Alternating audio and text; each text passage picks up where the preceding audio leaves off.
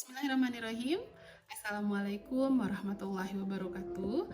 Perkenalkan, nama saya Nopia Eka Suryani, SPD, NIM 2412116048.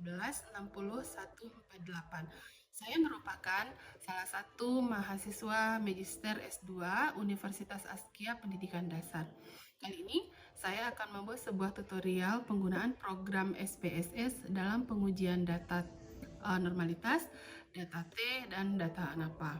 Tugas ini bertujuan untuk memenuhi tugas ujian akhir semester pada mata kuliah statistik dengan dosen pengampu Bapak Dr. Estuhono SPD MPD.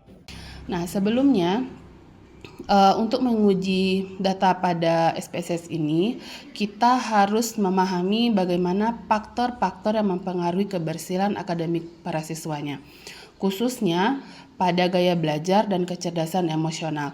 Kedua variabel ini tidak diduga memiliki pengaruh terhadap prestasi akademik, baik secara terpisah maupun dalam interaksinya. Saya sudah menyiapkan beberapa data yang melibatkan 55 responden dengan 3 variabel utamanya, di mana variabel utamanya saya buat dengan X1 merupakan gaya belajarnya, X2 merupakan kecerdasan emosional, dan variabel Y adalah prestasi akademik. Berikut saya tampilkan data dari 55 responden dalam bentuk tabel yang sudah saya siapkan dalam aplikasi Excel. Baik, kita lanjut ke langkah awal dalam penggunaan SPSS. Sebelum melakukan analisis statistik, hal pertama yang harus kita lakukan adalah membuka program SPSS versi 25 yang sudah kita download di komputer kita, dan kita juga mempersiapkan dataset yang ingin kita analisis. Baik, pertama kita akan buka SPSS 25-nya.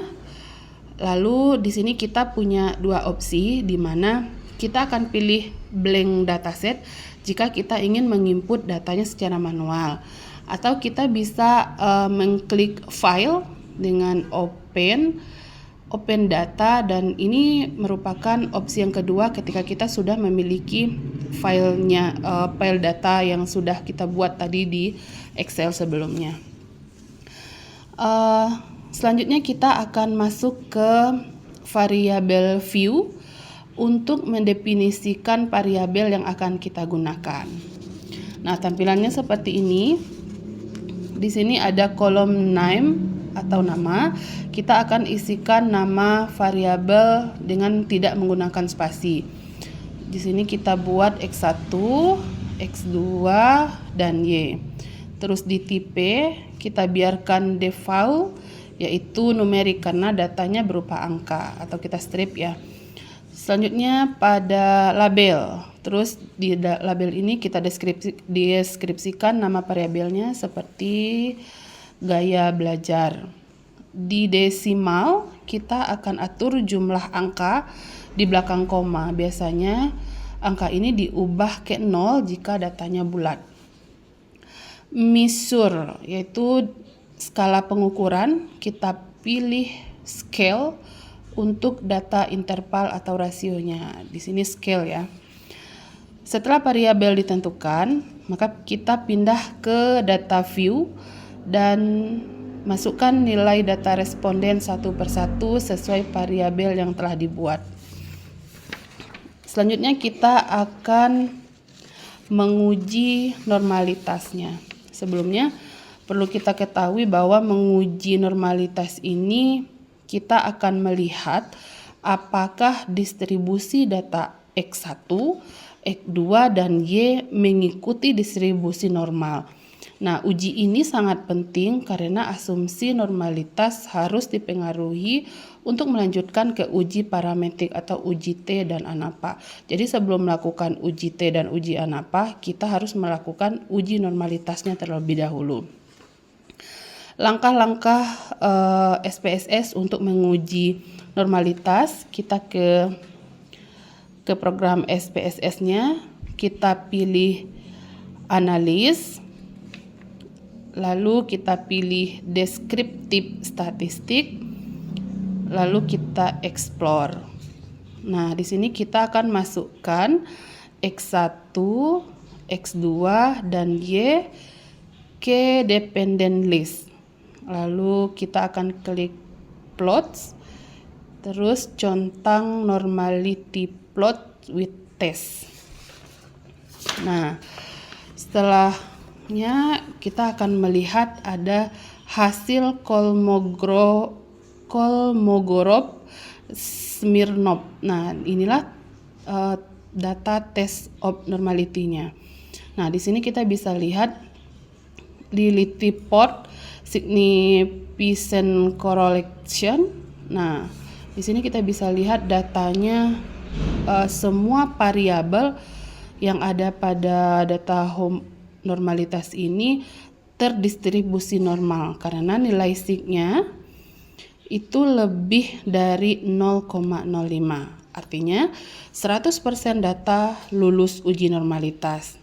Nah, hal ini memperkuat validitas hasil analisis statistik parametrik selanjutnya. Nah, setelah melakukan uji normalitas ini dan hasilnya semua nilai sigma lebih besar dari 0,05 dan datanya dinyatakan lolos uji normalitas. Selanjutnya kita akan menguji homogenitas. Nah, tujuan homogenitas ini kita akan melihat apakah varian nilai Y atau prestasi antar kelompok belajar dan kecerdasan emosional yang ada pada peserta didik itu seragam atau tidak.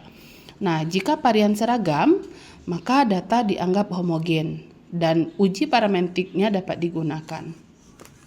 Kita kembali ke SPS-nya. Berikut langkah-langkah yang akan kita lakukan untuk menguji homogenitas data. Yang pertama kita pilih di sini analis, lalu kita pilih non-parametric test. Oke, kita pilih lagi legacy dialogs dan kita akan pilih satu sampel KS dan masukkan semua data ke test variable list. Nah, setelah data masuk maka kita klik OK. Nah, setelah kita melakukan langkah tersebut di atas, kita akan melihat beberapa data di sini. Nah, di sini ada gaya belajarnya, ada data kecerdasan emosional, dan juga ada data dari tabel prestasi akademiknya. Nah, dari data ini dapat kita lihat bahwa semua data juga dinyatakan homogen karena seluruh nilai sigma besar dari 0,05. Untuk itu, data ini juga bisa kita lakukan untuk penelitian selanjutnya. Setelah pengujian data normalitas dan uji homogenitas, kita akan lanjut ke uji T atau yang disebut dengan independent sample t-test. Nah, pada pengujian data T ini kita akan melihat apakah ada perbedaan signifikan antara rata-rata prestasi akademik atau variabel Y tadi dengan gaya belajar siswa. Apakah gaya belajarnya tinggi atau malah gaya belajarnya rendah. Nah, data yang akan kita uji ini adalah data yang sudah kita lakukan pengujian di uji normalitas dan homogenitas tadi. Maka kita masuk kembali ke SPSS. Kita pilih lagi analis, regresi linear berganda. Lalu kita akan masukkan data Y ke dependent list, di mana variabel X1 dan X2 kita masukkan ke independent list.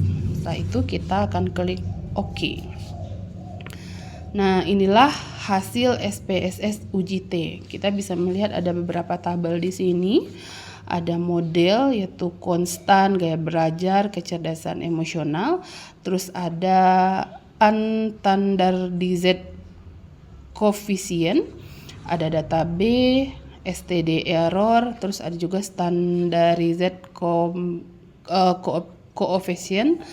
Di sini ada data beta, T dan sig. Nah, dari data ini kita bisa melihat pada gaya belajar nilai SIG-nya 0,000 atau kecil dari 0,05. Maka bisa kita simpulkan bahwasanya gaya belajar ini berpengaruh signifikan secara parsial terhadap prestasi akademik para siswanya.